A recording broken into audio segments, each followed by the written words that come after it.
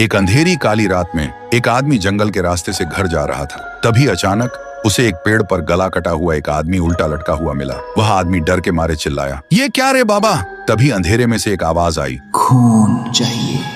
फिर सुबह जंगल में भीड़ लग गई थी। सबने देखा पेड़ पर मुखिया का चेला गला काटा हुआ लटक रहा था और नीचे मुखिया की सिर कटी लाश। गांव वाले देखकर बोले, कर्मों का फल है, पर किसी को पता नहीं चला ये किसने किया।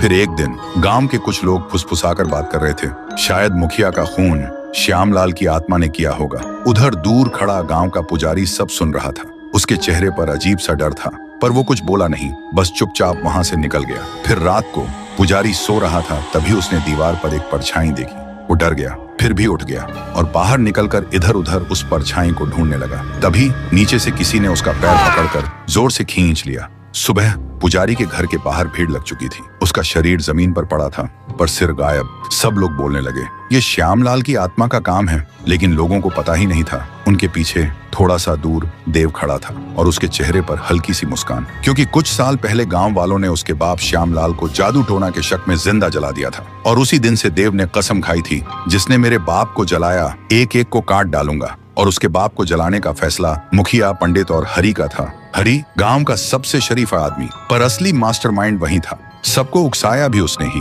और अब अगला नंबर हरि का ही था। लेकिन हरि को पता चल गया था, अब मौत उसके दरवाजे पर है। फिर रात को देव अपने पापा का वही जादू से बनाया हुआ चाकू लेकर हरि के घर पहुंचा। वही चाकू जिससे उसने पहले तीनों को मारा था। वो देखता है हरि दरवाजे पर खड़ा रो रहा है। देव गुस्से में गरज के बोलता, हरि आज तू भी मरेगा। हरि बोलता, हाँ देव, मैं भी दोषी हूँ श्यामलाल की मौत का, लेकिन एक सच्चाई है जो तूने कभी देखी ही नहीं। हरि फोन में एक पुरानी रिकॉर्डिंग चलाता है। रिकॉर्डिंग में श्यामलाल गांव की एक छोटी बच्ची को पकड़कर काला जादू कर रहा होता है। बच्ची चीख रही होती है और श्यामलाल तब तक काला जादू करता रहा जब तक बच्ची की मौत नहीं हो गई।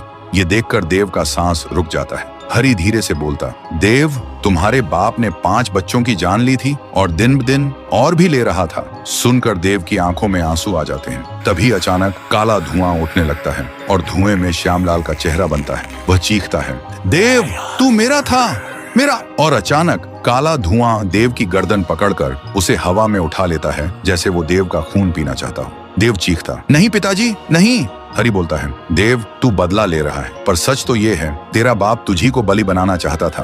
तभी देव के हाथ से वो चाकू गिर जाता है और हरि वो चाकू उठाता है और सीधा आग में डाल देता है। श्यामलाल चीख उठा और देखते ही देखते धुआं हवा में गायब। देव जमीन पर गिर गया, आंखों में आंसू। हरि उसके पास आके बोलता है, बदला खत्म हुआ बेटा, अब तेरे बाप का अंधेरा हमेशा के लिए खत्म हो गया।